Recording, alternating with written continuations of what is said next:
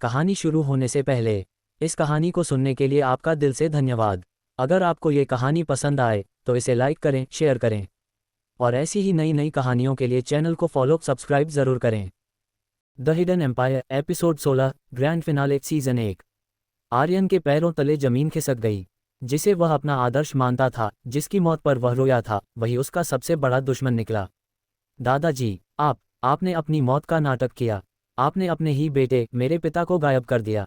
दादाजी the great Singhania ने सीढ़ियों से नीचे उतरते हुए ठंडी हंसी हंसी। आर्यन, दौलत और सत्ता का मोह इंसान को अमर बना देता है। मुझे पता था कि अगर मैं जिंदा रहा तो टैक्स और कानूनी पचड़े मुझे चैन से जीने नहीं देंगे। इसलिए मैंने दुनिया की नज़रों में खुद को मार दिया और काल बनकर पर्दे के पीछे से इस साम्राज्य को कंट्रोल किया। आर्यन ने गुस्से में बंदूक तानी। मेरे पिता कहाँ हैं? आपने उन्हें कहाँ छुपाया है? दादाजी ने इशारा किया और कमरे के एक गुप्त हिस्से का पर्दा हटा। वहां एक शीशे के केबिन में आर्यन के असली पिता बेसुध पड़े थे। उन्हें लाइफ सपोर्ट सिस्टम पर रखा गया था। तुम्हारे पिता बहुत कमजोर थे आर्यन। वह इस दौलत को दान करना चाहते थे, इसलिए मैंने उन्हें नींद में रखा। अब तुम्हें बस एक आखिरी वसीयत पर साइन करने हैं, जिससे ये पूरा साम्राज्य काल यानी मेरे नए बेनामी ट्रस्ट को ट्रांसफर हो जाए। उसके बाद तुम और तुम्हारे पिता आज़ाद हो। आर्यन ने अपने पिता की हालत देखी और फिर अपने दादाजी के क्रूर चेहरे को। उसने पेन उठाया और कागज की तरफ बढ़ा। रुद्र खन्ना और उसके आदमी आर्यन को घेर कर खड़े थे। आर्यन ने साइन करने के लिए पेन नीचे रखा, लेकिन अचानक वह रुका। दादाजी, आपने मुझे सिखाया था कि सिंघानिया कभी हार नहीं मानता, लेकिन आपने एक बात और सिखाई थी कि घर का भेदी ही लंका ढाटा है। आर्यन ने पेन को कागज पर चलाने के बजाय उसे हवा में दबाया। वह पेन नहीं, बल्कि एक हाई फ्रीक्वेंसी जैमर था। अचानक पूरे चर्च में तेज कान फाड़ देने वाली आवाज गूंजी। रुद्र और उसके आदमी अपने कान पकड़कर जमीन पर गिर गए। उसी पल चर्च की खिड़कियां तोड़कर ब्लैक कमांडो की टीम अंदर घुसी। कमांडो टीम का लीडर आगे आया और उसने अपना मास्क हटाया। वह कोई और नहीं बल्कि अन्या थी। आर्यन मुस्कुराया। दादाजी, आपको लगा कि अन्या ने मुझे धोखा दिया। दरअसल अन्या और मैंने जेल में ही हाथ मिला लिया था।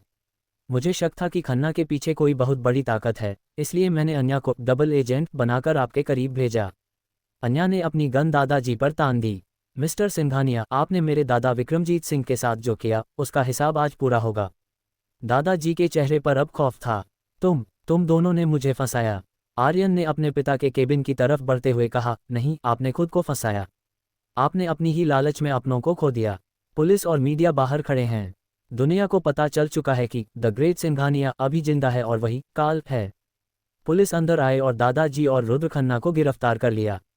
आर्यन ने अपने पिता को सुरक्षित वहां से निकाला और अस्पताल पहुंचाया।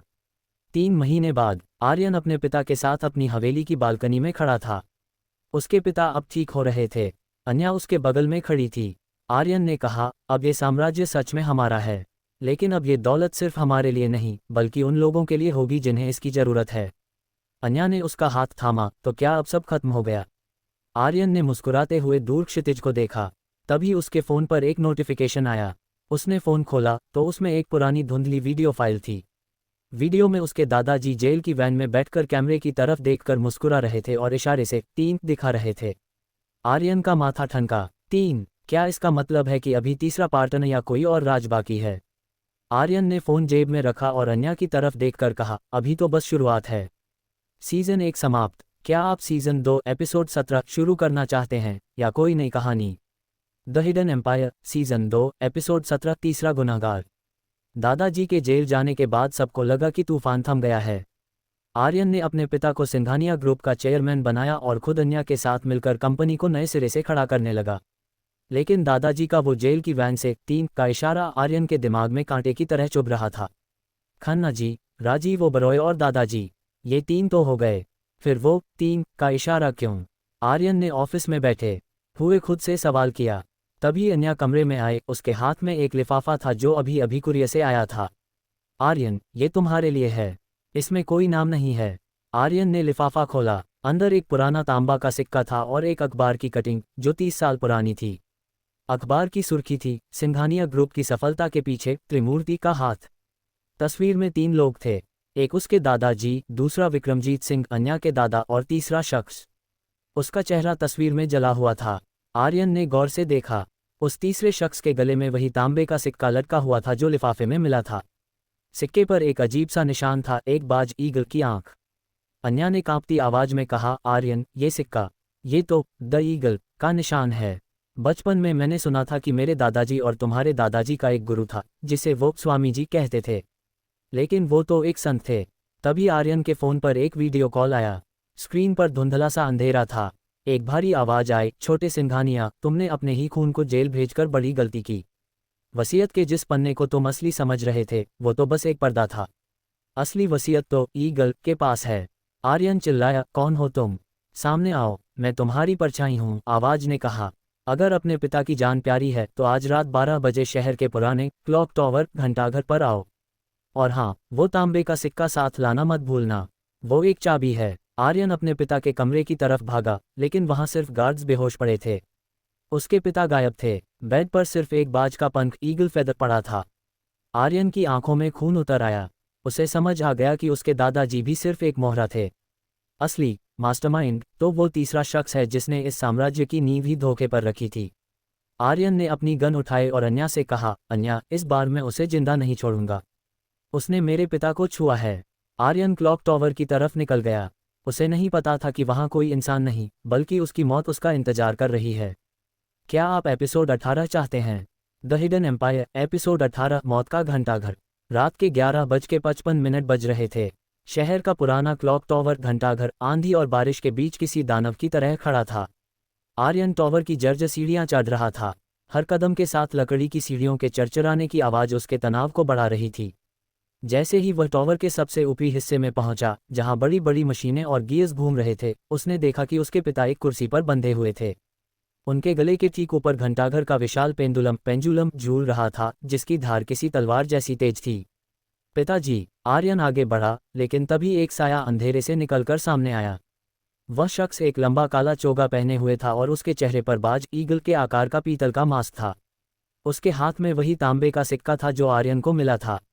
एक कदम और बढ़ाया, आर्यन, तो ये पेंडुलम तुम्हारे पिता के 2 टुकड़े कर देगा। उस शख्स की आवाज में एक गजब का ठहराव था। आर्यन रुक गया। तुम कौन हो, स्वामी जी, या कोई और? मास्क वाले शख्स ने धीरे से अपना मुखौटा हटाया। चेहरा देखकर आर्यन के हाथ से गन गिर गई। वह कोई और नहीं बल्कि मिस्टर खन्ना का छोटा बेटा समीर खन्ना था, जिसे आर्यन ने पिछले सीजन में पुलिस के हवाले किया था। लेकिन उसके चेहरे पर अब वैसी बचकानी नफरत नहीं थी, बल्कि एक खौफनाक शांति थी। समीर, तुम तो जेल में थे, आर्यन ने हक्का बक्का होकर पूछा। समीर हंसा, जेल? आर्यन, जो लोग ईगल के लिए काम करते हैं उनके लिए जेल के दरवाजे कांच के होते हैं। और मैं सिर्फ समीर नहीं हूं, मैं उस तीसरी त्रिमूर्ति का असली वारिस हूं जिसे तुम्हारे और अन्या के दादाजी ने मिलकर मार दिया था ताकि वे सारा पैसा आपस में बांट सकें। आर्यन ने तांबे का सिक्का निकाला। ये क्या है और तुम क्या चाहते हो? समीर ने पेंडुलम की गति बढ़ा दी। वो सिक्का सिर्फ एक चाबी नहीं है, वो एक पासवर्ड है। शहर के नीचे एक प्राचीन तिजोरी है जिसे सिर्फ त्रिमूर्ति के 3 सिक्के मिलकर खोल सकते हैं। 2 सिक्के तुम्हारे पास हैं और तीसरा मेरे पास। तभी अन्या पीछे से चुपके से टॉवर की खिड़की से अंदर दाखिल हुई। उसने समीर पर निशाना साधा, लेकिन समीर ने बिना मुड़े ही कहा, मिस अन्या, अपनी गन नीचे रख दो। तुम्हारे पैर के नीचे की टाइल एक प्रेशर सेंसर है। अगर तुम हिली तो पूरा टॉवर धमाके से उड़ जाएगा। अन्या जम गई। खेल अब पूरी तरह समीर के हाथ में था। समीर ने आर्यन की तरफ एक नया स्टैम्प पेपर फेंका। इस पर अपने खून से अंगूठा लगाओ और मुझे सिंघानिया ग्रुप की डिजिटल की सौंप दो, वरना तुम्हारे पिता का सिर इस पेंडुलम की भेंट चढ़ जाएगा। घड़ी की सुई 12 पर पहुंचने वाली थी। पेंडुलम अब आर्यन के पिता की गर्दन के बिल्कुल करीब था। आर्यन ने अन्या की तरफ देखा। अन्या की आंखों में आंसू थे। अचानक आर्यन ने कुछ ऐसा किया जिसकी उम्मीद समीर को नहीं थी। उसने तांबे का सिक्का पेंडुलम की बड़ी मशीनों के बीच फेंक दिया। साउंड इफेक्ट, धातुओं के टकराने की चीख, क्रैच। सिक्का मशीनों के गियर्स में फंस गया और पूरा क्लॉक टॉवर एक झटके के साथ रुक गया। पेंडुलम आर्यन के पिता की गर्दन से महज 1 इंच की दूरी पर अटक गया। नहीं, समीर चिल्लाया और अपनी गन निकाली, लेकिन उस 1 सेकंड की देरी में आर्यन ने समीर पर झपट्टा मार दिया। दोनों टॉवर की रेलिंग के पास गुत्थम गुत्था हो गए। तभी टॉवर की बड़ी घड़ी ने 12 बजाए। Dong Dong. टॉवर के कंपन से रेलिंग टूट गई और आर्यन और समीर दोनों नीचे की तरफ गिरने लगे। अन्या चिल्लाए, आर्यन, क्या आर्यन बच पाएगा? क्या है वो खजाना जिसके लिए ईगल सबको मार रहा है? क्या आप एपिसोड 19 चाहते हैं? द हिडन एम्पायर एपिसोड 19, मौत की छलांग। टॉवर की रेलिंग टूटी और आर्यन और समीर दोनों नीचे की तरफ गिरने लगे। हवा की सरसराहट कानों को फाड़ रही थी। लेकिन गिरने के दौरान ही आर्यन ने देखा कि टॉवर के बाहर लगे एक विशाल लोहे के पाइप से एक भारी रस्सी लटक रही थी, जिसका इस्तेमाल मरम्मत के लिए किया जाता था। आर्यन ने हवा में ही अपनी पूरी ताकत झोंकी और समीर को लात मारकर खुद को पाइप की तरफ धकेला। उसका हाथ उस ठंडी जंजीर से टकराया। साउंड इफेक्ट, धातु के घिसने की आवाज, स्क्रीच। आर्यन के हाथों की खाल छिल गई, लेकिन उसने जंजीर को कसकर पकड़ लिया। वहीं दूसरी ओर समीर की चीख सुनाई दी और वह नीचे खड़ी एक पुरानी वैन की छत पर जा गिरा। साउंड इफेक्ट, कांच टूटने और धातु के दबने की जोरदार आवाज, क्रैश। आर्यन हौंकते हुए धीरे धीरे नीचे उतरा। अन्या टॉवर से भागती हुई नीचे आए और आर्यन के गले लग गई। आर्यन, मुझे लगा मैंने तुम्हें खो दिया। आर्यन ने खून से सने अपने हाथों को देखा और फिर वैन की तरफ बढ़ा। समीर वहां लहूलुहान पड़ा था, लेकिन वह अभी भी जिंदा था। उसने खून थूकते हुए एक डरावनी मुस्कान दी। आर्यन, तुमने सिर्फ मुझे हराया है, ईगल को नहीं। वो सिक्का जो तुमने मशीनों में फेंका था, वो नकली था। असली सिक्का तो पहले से ही तिजोरी के पास पहुंच चुका है। आर्यन का माथा ठनका। क्या मतलब? समीर की आंखें फथराने लगी। वो गद्दार जो तुम्हारे सबसे करीब है, वही ईगल का असली चेहरा है। इतना कहते ही समीर के प्राण पखेरु उड़ गए। आर्यन और अन्या सन्न रह गए। तभी आर्यन के पिता, जो अब टॉवर से सुरक्षित नीचे आ चुके थे, लड़खड़ाते हुए उनके पास आए। उन्होंने आर्यन के कंधे पर हाथ रखा। आर्यन, हमें अभी प्राचीन तिजोरी तक पहुंचना होगा। वो शहर के पुराने म्यूजियम के नीचे है। अगर ईगल ने उसे खोल लिया तो उसे वो ब्लैक फाइल मिल जाएगी जिसमें इस देश के सबसे बड़े नेताओं और बिजनेसमैन के ऐसे राज हैं जो पूरे देश में आग लगा सकते हैं। आर्यन ने अपने पिता की आंखों में देखा। कुछ तो था जो उसे खटक रहा था। पिताजी, आपको कैसे पता कि वहां ब्लैक फाइल है? आपने तो कहा था कि आप सिर्फ एक शिकार थे। उसके पिता के चेहरे पर एक पल के लिए खामोशी छा गई। मैंने खन्ना से सुना था जब उसने मुझे कैद किया था। आर्यन ने कुछ नहीं कहा, लेकिन उसने अन्या को एक गुप्त इशारा किया। वो तीनों तुरंत म्यूजियम की तरफ भागे। म्यूजियम के गुप्त तहखाने में पहुंचते ही उन्होंने देखा कि वहां एक विशाल तिजोरी का दरवाजा आधा खुला था। वहां एक साया खड़ा था जिसने हाथ में वो ब्लैक फाइल पकड़ रखी थी। आर्यन ने अपनी गन तानी, हाथ ऊपर। पीछे मुड़ो। वो साया धीरे से मुड़ा। टॉर्च की रोशनी उसके चेहरे पर पड़ी। आर्यन के हाथ कांपने लगे। वह कोई अजनबी नहीं था, वह मिस्टर वर्धन था, वही टीचर जिसे आर्यन ने पुलिस के हवाले किया था। वर्धन मुस्कुराया। आर्यन, तुम्हें लगा कि जेल की दीवारें मुझे रोक पाएंगी? मैं तो ईगल का सिर्फ दाहिना हाथ हूँ। असली ईगल तो तुम्हारे ठीक पीछे खड़ा है। आर्यन ने पीछे मुड़कर देखा। वहां उसके पिता खड़े थे, जिनके हाथ में अब एक साइलेंसर लगी गन थी और उनकी आंखों में वो लाचारी नहीं बल्कि एक शातिर शिकारी की चमक थी। आर्यन के पिता ने ठंडी आवाज में कहा, सॉरी आर्यन, पर सिंघानिया साम्राज्य का असली राजा कभी रिटायर नहीं होता। मैं ही ईगल हूँ। क्या आप सीजन 2 का महाक्लाइमैक्स एपिसोड 20 चाहते हैं? The hidden empire episode 20, the ultimate betrayal season 2 finale. तहखाने की ठंडी हवा में आर्यन को अपनी ही सांसें भारी लगने लगीं। उसके पिता, जिन्हें बचाने के लिए उसने अपनी जान की बाजी लगा दी थी, वही इस पूरे खेल के रचयिता थे। उनके हाथ में गन थी और चेहरे पर एक ऐसा क्रूर भाव जो आर्यन ने पहले कभी नहीं देखा था। पिताजी, आप। आर्यन की आवाज फटने लगी। आपने अपनी ही मौत का नाटक किया। आपने दादाजी को जेल भिजवाया। आपने मुझे और अन्या को मोहरे की तरह इस्तेमाल किया। उसके पिता, विक्रम सिंघानिया, ठंडी हंसी हंसे। आर्यन, तुम्हारे दादाजी पुराने ख्यालात के थे। वो सिर्फ पैसा बनाना जानते थे। लेकिन मैं सत्ता चाहता था। ईगल का मतलब है वो जो सबसे ऊपर से सब कुछ देख सके। इस ब्लैक फाइल में वो राज हैं जो मुझे इस देश का बेताज बादशाह बना देंगे। अन्या ने गुस्से में कहा, आपने मेरे दादा विक्रमजीत सिंह को भी मार डाला है ना? विक्रम ने बेरुखी से कहा, वो रास्ते का पत्थर था, और अब तुम दोनों भी। तभी वर्धन ने अपनी गन निकाली। मालिक, काम खत्म करें। विक्रम ने सिर हिलाया, लेकिन जैसे ही वर्धन ट्रिगर दबाने वाला था, आर्यन ने एक जोरदार ठहाका लगाया। पूरी तिजोरी में उसकी हंसी गूंज उठी। विक्रम ठिठक गया। तुम हंस क्यों रहे हो आर्यन? आर्यन ने अपनी जेब से एक छोटी सी डिवाइस निकाली। पिताजी, आपने ही सिखाया था कि शिकार को तब तक मत मारो जब तक ये न जान लो कि शिकारी कौन है। आप जिस ब्लैक फाइल को लेकर खुश हो रहे हैं, वो सिर्फ एक डिजिटल डिकॉय है। विक्रम ने झटके से फाइल खोली। उसके अंदर के सारे पन्ने सफ़ेद थे। जैसे ही उसने पन्ने पलटे, फाइल के बीच में छिपे एक मिनी प्रोजेक्टर से एक वीडियो चालू हो गया। स्क्रीन पर आर्यन के दादाजी जेल की सलाखों के पीछे से बोल रहे थे, विक्रम, मुझे पता था कि तुम एक दिन गद्दारी करोगे। इसलिए असली ब्लैक फाइल मैंने पहले ही एक ऐसी जगह छुपा दी है जहां तुम कभी नहीं पहुंच सकते। विक्रम गुस्से से पागल हो गया। कहाँ है वो फाइल? आर्यन, बताओ मुझे। आर्यन ने शांत आवाज में कहा, वो फाइल अब पुलिस कमिश्नर और नेशनल सिक्योरिटी हेड के पास डिजिटल रूप से पहुंच चुकी है। जैसे ही आपने इस तिजोरी का दरवाजा खोला, मेरा प्रोग्राम एक्टिवेट हो गया। बाहर से दर्जनों गाड़ियों के सायरन और हेलीकॉप्टर की आवाजें आने लगीं। म्यूजियम के चारों तरफ से स्पेशल फोर्सेस ने पोजीशन ले ली थी। वर्धन घबरा गया, मालिक, हमें भागना होगा। लेकिन विक्रम सिंघानिया ने हार नहीं मानी। उसने आर्यन पर निशाना साधा। अगर मैं हारूंगा तो तुम्हें भी साथ ले जाऊंगा। धान्य। गोली चली, लेकिन आर्यन को नहीं लगी। अन्या ने बीच में कूदकर वर्धन का हाथ झटका था, जिससे गोली छत पर लगी। इसी अफरा तफरी में आर्यन ने अपने पिता की कलाई पकड़ी और उन्हें जमीन पर पटक दिया। हाथापाई में विक्रम की गन दूर जा गिरी। आर्यन ने अपने पिता की आंखों में देखा, जहां अब सिर्फ हार और डर था। आज के बाद आपका कोई बेटा नहीं है, आर्यन ने भारी आवाज में कहा। कमांडो अंदर घुसे और विक्रम सिंघानिया और वर्धन को जंजीरों में जकड़ लिया। जाते जाते विक्रम ने आर्यन की तरफ देखा और बुदबुदाया, तुम बिल्कुल मेरे जैसे निकले आर्यन। चतुर और बेरहम। आर्यन ने जवाब दिया, नहीं, मैं आपके जैसा नहीं हूं, क्योंकि मेरे पास वो है जो आपके पास कभी नहीं था, इंसानियत। एक हफ्ते बाद सिंघानिया एम्पायर को अब एक चैरिटेबल ट्रस्ट में बदल दिया गया था। आर्यन और अन्या म्यूजियम की सीढ़ियों पर बैठे थे। अन्या ने पूछा, क्या अब सच में सब खत्म हो गया? आर्यन ने आसमान की तरफ देखा, जहां एक असली बाज ईगल उड़ रहा था। साम्राज्य तो बच गया अन्या, लेकिन यादें रह गईं। अब हमें एक नई शुरुआत करनी है। तभी आर्यन के फोन पर एक वाइब्रेशन हुई। उसने मैसेज खोला। वहां कोई टेक्स्ट नहीं था, बस एक नक्शा था और नीचे लिखा था, season 3 the rise of the survivors. Aryan ने मुस्कुराकर फोन बंद किया। खेल अभी खत्म नहीं हुआ है अन्या, पर अगली बार हम शिकार नहीं करेंगे। द हिडन एम्पायर सीजन 2 समाप्त। क्या आप सीजन 3 चाहते हैं या कोई बिल्कुल नई कहानी? The hidden empire season 3 episode 21 नई सरहदें। शहर की चकाचौंध से दूर आर्यन और अन्या ने एक छोटे से तटीय गांव में शरण ली थी। सिंघानिया साम्राज्य अब एक ट्रस्ट बन चुका था और दुनिया की नज़रों में आर्यन ने बिजनेस से संन्यास ले लिया था।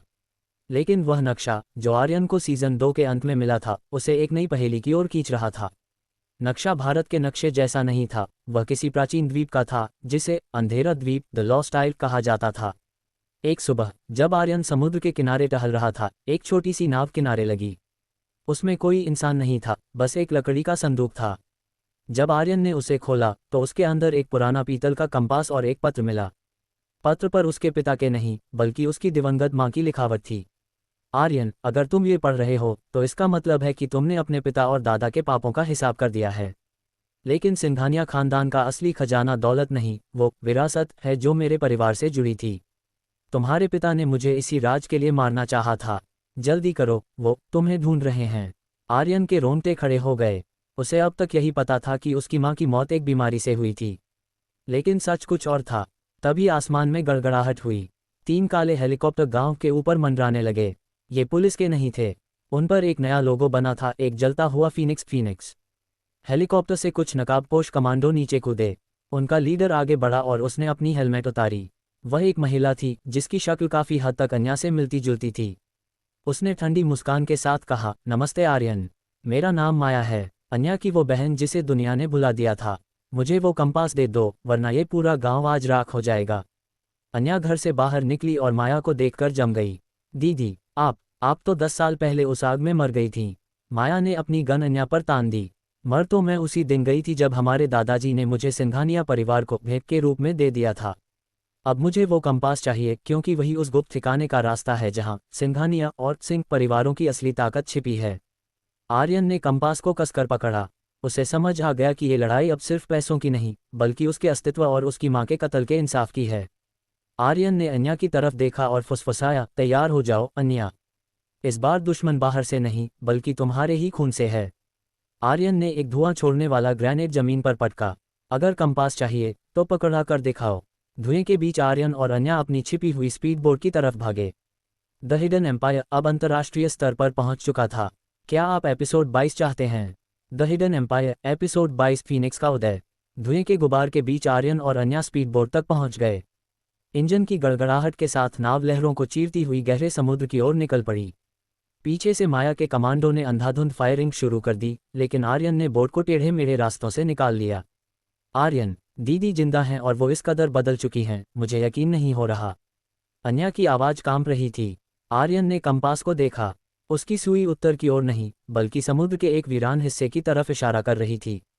अन्या, नफरत इंसान को पहचान से परे बदल देती है। माया अब तुम्हारी बहन नहीं, फीनिक्स की सिपाही है। हमें उस द्वीप पर पहुंचकर ये पता लगाना होगा कि तुम्हारी और मेरी माँ का आपस में क्या रिश्ता था। तभी अचानक बोट का रडा जोर जोर से बीप करने लगा। आर्यन, ऊपर देखो, अन्या चिल्लाए। आसमान से एक विशाल ड्रोन ने मिसाइल दागी। आर्यन ने तेजी से बोट को मोड़ा, लेकिन धमाके की लहर से बोट उछल गई और उसका इंजन बंद हो गया। समुद्र के बीचों बीच वे फंस चुके थे। तभी लहरों के नीचे से एक विशाल काली परछाई उभरी। वह कोई मछली नहीं, बल्कि एक हाईटेक पनडुब्बी सबमरीन थी।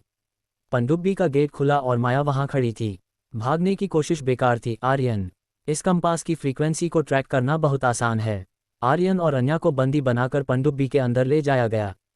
वहां का नज़ारा किसी साइंस फिक्शन फिल्म जैसा था।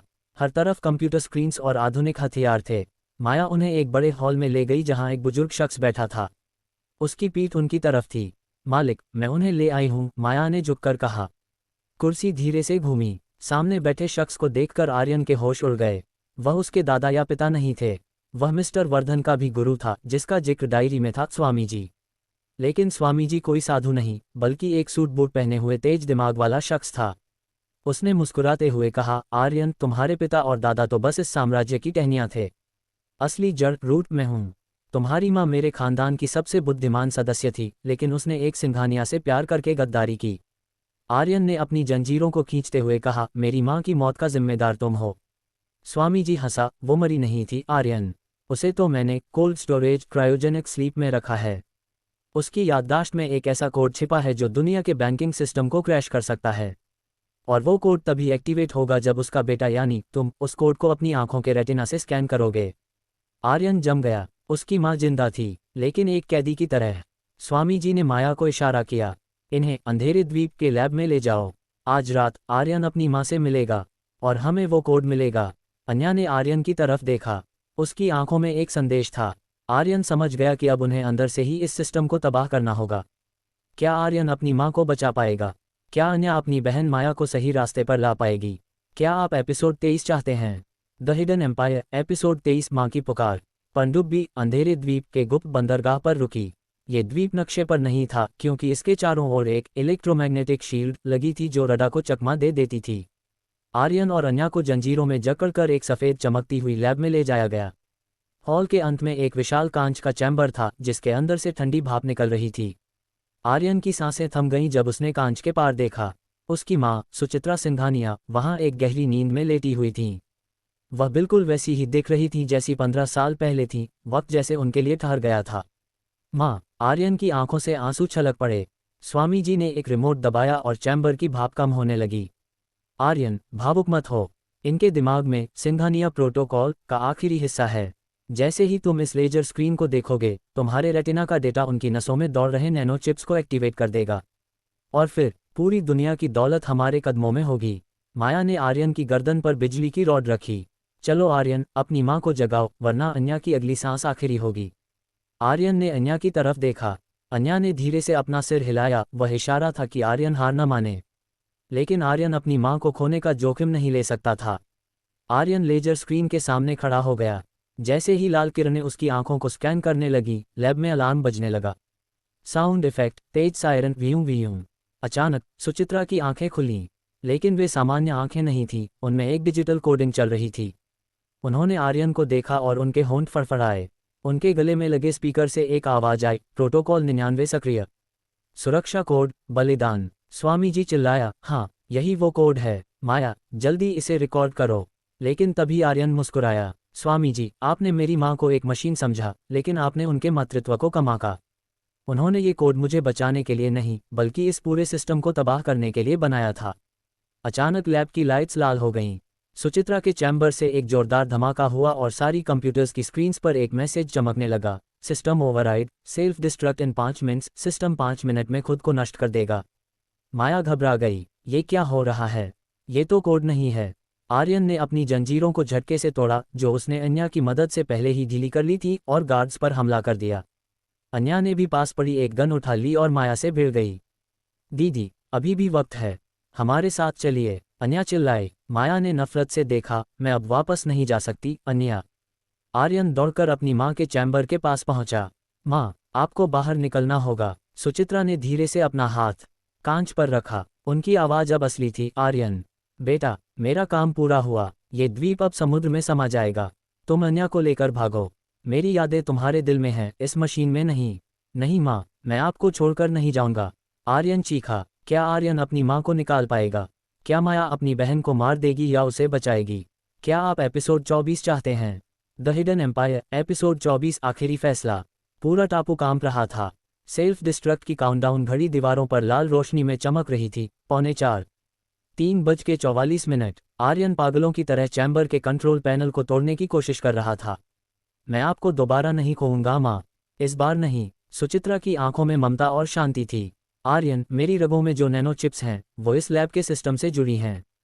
अगर मैं बाहर आई तो धमाका तुरंत हो जाएगा। तुम्हें जीना होगा सिंघानिया साम्राज्य को एक नई मिसाल बनाने के लिए। दूसरी तरफ अन्या और माया के बीच खूनी संघर्ष चल रहा था। माया की गन अन्या की ठुड्डी पर थी। तुम हमेशा से सबकी चहेती रही हो अन्या, अब ये नफरत मेरे साथ ही खत्म होगी। तभी एक जोरदार धमाका हुआ और छत का एक हिस्सा माया के ऊपर गिरने लगा। अन्या ने अपनी जान जोखिम में डालकर माया को धक्का दिया और उसे मलबे के नीचे दबने से बचा लिया। माया जमीन पर गिर पड़ी। उसकी आंखों में हैरानी थी। तुमने मुझे क्यों बचाया? अन्या ने हाथ आगे बढ़ाया। क्योंकि तुम मेरी बहन हो और नफरत का कर्ज खून से नहीं, प्यार से चुकाया जाता है। चलो दीदी, यहाँ से निकलो। माया का कठोर चेहरा पहली बार पिघला। उसने अन्या का हाथ थामा और खड़ी हुई। आर्यन, जल्दी करो, लैब की छत गिरने वाली है।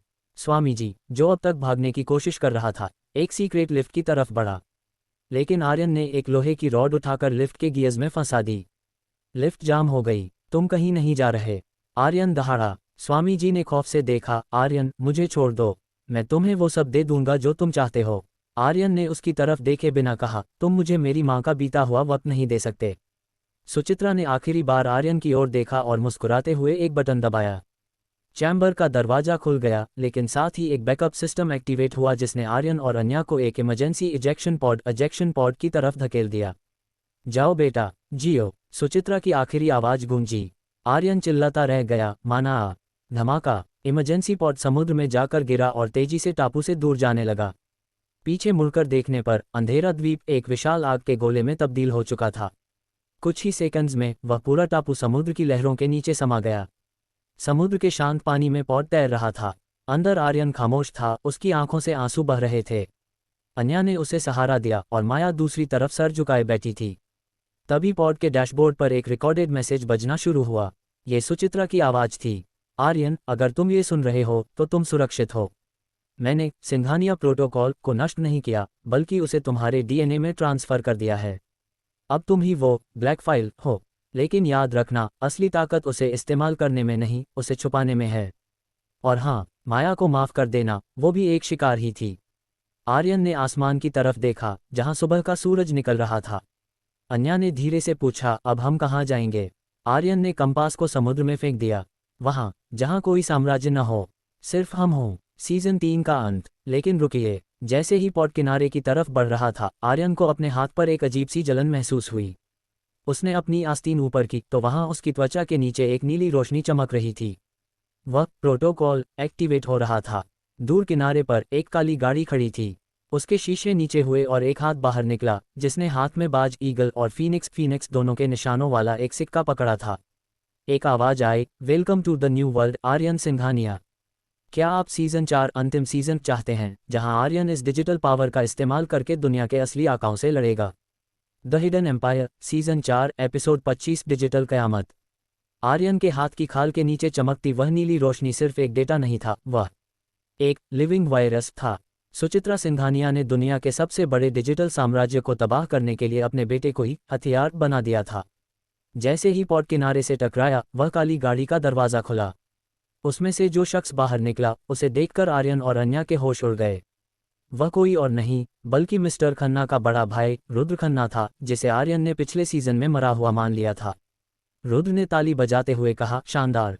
तो सिंघानिया प्रोटोकॉल अब एक इंसान के अंदर धड़क रहा है। आर्यन, तुम अब दुनिया के सबसे महंगे हार्ड ड्राइव बन चुके हो। तुम्हारी एक धड़कन ग्लोबल स्टॉक मार्केट को हिला सकती है। आर्यन ने उठने की कोशिश की, लेकिन उसके शरीर में बिजली की लहरें दौड़ रही थीं। ये क्या हो रहा है मुझे?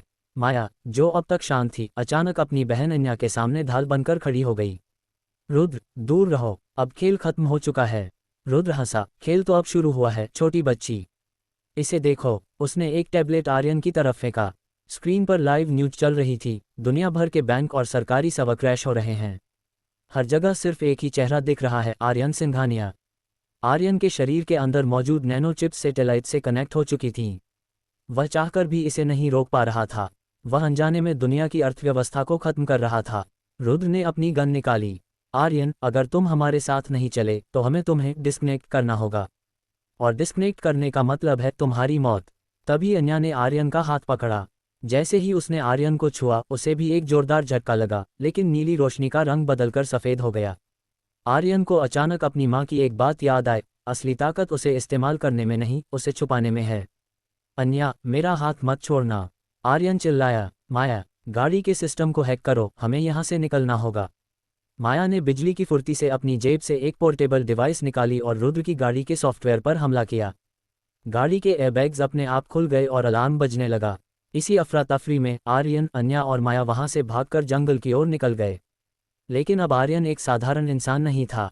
वह जहां भी जाता, इलेक्ट्रॉनिक उपकरण अपने आप चालू हो जाते।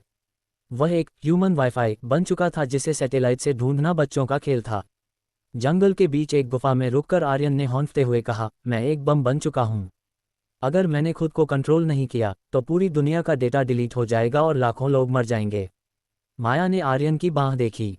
इसे रोकने का सिर्फ एक ही तरीका है आर्यन, हमें द ओरेकल के पास जाना होगा। वह डार्क वेब का वो कोना है जहां इंसान और मशीन एक हो जाते हैं।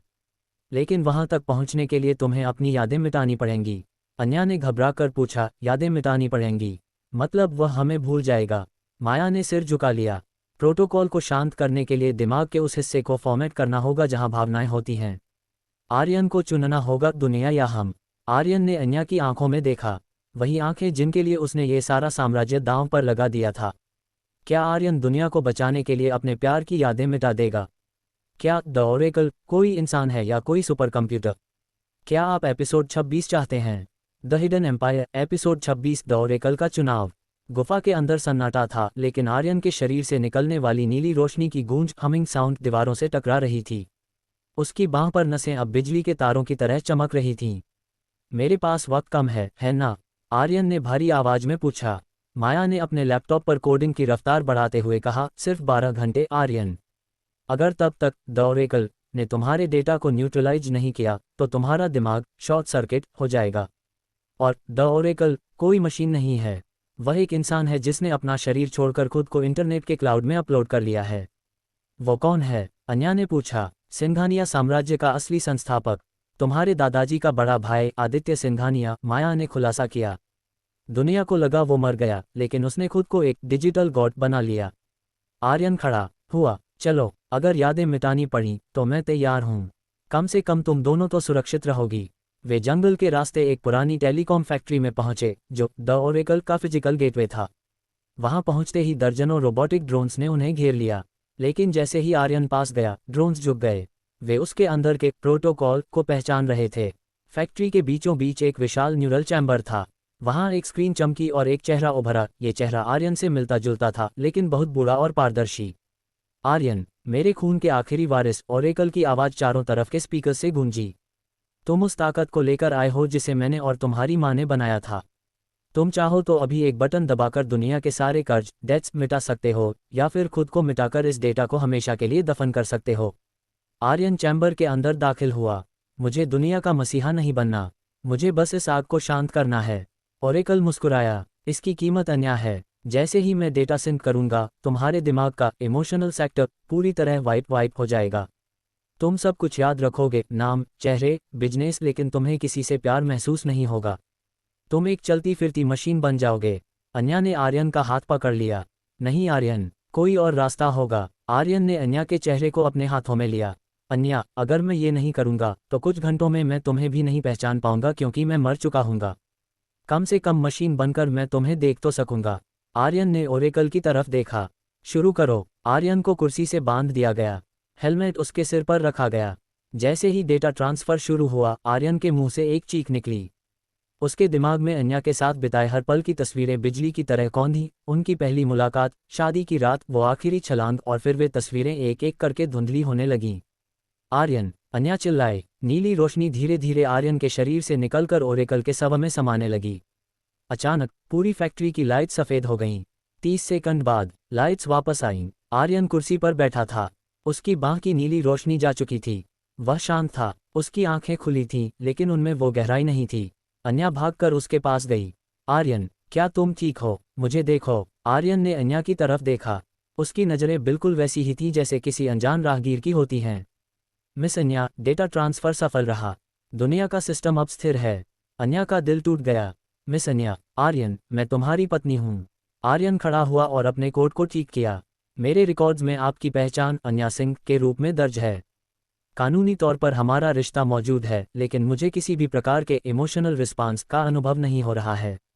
तभी ओरेकल की आवाज़ फिर गूंजी, आर्यन, अब तुम पूर्ण हो। लेकिन याद रखना, रुद्र खन्ना अभी भी बाहर है और उसके पास उस ब्लैक फाइल की फिजिकल कॉपी है जिसे तुम्हारे पिता ने छुपाया था। गन उठाओ, मशीन, अब शिकार शुरू होगा। आर्यन ने पास पड़ी एक बंदूक उठाई और बिना मुड़े फैक्ट्री से बाहर निकल गया। उसके चलने का अंदाज अब एक प्रोफेशनल किलर जैसा था। क्या अन्या आर्यन के अंदर की भावनाओं को वापस ला पाएगी? क्या मशीन बन चुका आर्यन रुद्र खन्ना को खत्म कर पाएगा? क्या आप एपिसोड 27 चाहते हैं? द हिडन एम्पायर एपिसोड 27 भावनाओं का शून्य। फैक्ट्री के बाहर बारिश हो रही थी, लेकिन आर्यन को ठंड का एहसास नहीं हो रहा था। उसके कदम जमीन पर एक नपे तुले रिदम में पड़ रहे थे। पीछे से अन्या और माया दौड़ती हुई आई, लेकिन आर्यन नहीं रुका। आर्यन, रुको। अन्या ने उसका हाथ पकड़ा, लेकिन आर्यन ने झटके से अपनी कलाई छुड़ा ली। मिस अन्या, आपके हृदय की गति, हार्ट रेट बढ़ी हुई है। आपको आराम करना चाहिए, आर्यन ने सपाट लहजे में कहा। उसकी आंखों में अब वो प्यार भरा सुकून नहीं, बल्कि कंप्यूटर कोड जैसी शीतलता थी। माया ने अन्या को पीछे खींचा। अन्या, अब वह आर्यन नहीं रहा। वह प्रोटोकॉल का फिजिकल अवतार है। उसके दिमाग में अब सिर्फ एक ही टारगेट है, रुद्र खन्ना। रुद्र का गढ़, द आयरन फोर्ट। शहर के बाहरी इलाके में रुद्र खन्ना ने एक पुरानी स्टील फैक्ट्री को अपना हेडक्वार्टर बना लिया था। उसके पास ब्लैक फाइल की वो फिजिकल कॉपी थी, जो अब भी दुनिया की सबसे बड़ी सरकारों को गिरा सकती थी। सर, ओरेकल का डेटा शांत हो गया है। आर्यन अब एक सॉफ्टवेयर अपडेट बन चुका है। वह यहाँ आ रहा है, रुद्र के गार्ड ने सूचना दी। रुद्र मुस्कुराया। उसे आने दो। एक मशीन को हराना एक इंसान को हराने से ज़्यादा आसान होता है। मशीनें लॉजिक पर चलती हैं और मैं लॉजिक बदलने में माहिर हूँ। घुसपैठ। आर्यन ने फैक्ट्री के मेन गेट पर दस्तक नहीं दी। उसने दीवार में एक छोटा सा छेद किया और अंदर घुस गया। रास्ते में आने वाले हर गार्ड को उसने बिना किसी शोर के ढेर कर दिया। उसके वार इतने सटीक थे कि दुश्मन को संभलने का मौका तक नहीं मिला। तभी फैक्ट्री के लाउडस्पीकर पर रुद्र की आवाज़ गूंजी। आर्यन, मुझे पता है तुम सुन रहे हो। तुम अब इमोशंस महसूस नहीं कर सकते, है ना? तो चलो एक टेस्ट करते हैं। फैक्ट्री के बीचों बीच एक क्रेन से अन्या को लटकाया गया था। माया को नीचे जंजीरों में बांधा गया था। रुद्र ने अपने हाथ में रिमोट लहराया। आर्यन, लॉजिक कहता है कि तुम्हें मुझे मारना चाहिए, लेकिन अगर तुमने मुझ पर गोली चलाई तो ये क्रेन अन्या को खोलते हुए लोहे के टैंक में गिरा देगी। एक मशीन के तौर पर तुम किसे चुनोगे, अपना मिशन या ये दो इंसान जो अब तुम्हारे लिए अजनबी हैं? आर्यन रुका। उसने अन्या की तरफ देखा। अन्या की आंखों में आंसू थे। वह चिल्ला रही थी, आर्यन, मुझे छोड़ दो। इसे खत्म करो। आर्यन के दिमाग में डेटा प्रोसेस होने लगा। लॉजिक 1, टारगेट रुद्र को खत्म करना सर्वोच्च प्राथमिकता है। लॉजिक 2, अन्या की जान बचाना अब प्रोटोकॉल का हिस्सा नहीं है। आर्यन ने अपनी गन रुद्र पर तान दी। रुद्र हंसने लगा। यही उम्मीद थी, एक मशीन कभी वफादार नहीं होती। जैसे ही आर्यन का हाथ ट्रिगर पर दबा, अन्या ने अपनी आंखें बंद कर लीं। धान्य। गोली चली, लेकिन वह रुद्र को नहीं लगी। गोली क्रेन के उस मोटे रस्से पर लगी जिससे अन्या बंधी थी। रस्सा आधा कट गया और अन्या धीरे धीरे नीचे आने लगी, लेकिन टैंक से दूर। रुद्र का चेहरा पीला पड़ गया। ये लॉजिक में नहीं था। तुमने रिस्क क्यों लिया? आर्यन की बांह पर वही नीली रोशनी फिर से हल्की सी चमकी। उसने रोबोटिक आवाज में कहा, डेटा एरर।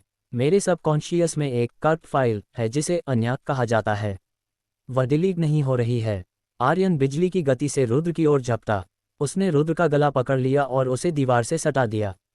ब्लैक फाइल कहाँ है? रुद्र ने लड़खड़ाते हुए कहा, वो जल चुकी है। मैंने उसे स्कैन करके क्लाउड पर डाल दिया है। तुम मुझे मारोगे तो पासवर्ड मेरे साथ ही मर जाएगा। आर्यन ने अपनी उंगली रुद्र के माथे पर रखी। मुझे पासवर्ड की जरूरत नहीं, मैं खुद एक क्लाउड हूँ। आर्यन ने रुद्र के दिमाग से डेटा सिंक करना शुरू किया। रुद्र तड़पने लगा क्योंकि उसका दिमाग एक हाई लेवल डेटा ट्रांसफर को बर्दाश्त नहीं कर पा रहा था। अचानक फैक्ट्री में एक तीसरी आवाज गूंजी। एक साया अंधेरे से बाहर निकला। वह कोई और नहीं बल्कि आर्यन के दादाजी द ग्रेट सिंघानिया थे, जो जेल से भाग निकले थे। शाबाश आर्यन, अब वो डेटा मुझे दे दो और हम इस दुनिया पर राज करेंगे। क्या आर्यन अपने दादाजी का साथ देगा? क्या कट फाइल अन्या की यादें वापस आ पाएंगी? क्या आप एपिसोड 28 चाहते हैं? The hidden empire episode 28 cut file. Aryan के दादाजी, जो जेल की सलाखों के पीछे सड़ रहे थे, अब उसके सामने खड़े थे। उनकी आंखों में वही पुरानी चमक थी, सत्ता की भूख। रुद्र खन्ना आर्यन के डिजिटल टच की वजह से लगभग बेसुध हो चुका था। उसका सारा डेटा आर्यन के दिमाग में अपलोड हो रहा था। आर्यन, मेरी बात सुनो। दादाजी करीब आए। तुम्हारे पास अब वो सब है जो एक भगवान के पास होता है। तुम सिर्फ एक बटन दबाकर देशों की किस्मत बदल सकते हो। मुझे वो पासवर्ड दो और हम इस साम्राज्य को हिडन से ग्लोबल बना देंगे। आर्यन का शरीर कांप रहा था। उसके दिमाग में दो आवाजें लड़ रही थीं। एक तरफ ओरेकल का ठंडा लॉजिक था और दूसरी तरफ वह कट फाइल जो बार बार अन्या का चेहरा दिखा रही थी। उसने रोबोटिक आवाज में कहा, डेटा प्राप्त हुआ। ब्लैक फाइल अनलॉक हो रही है।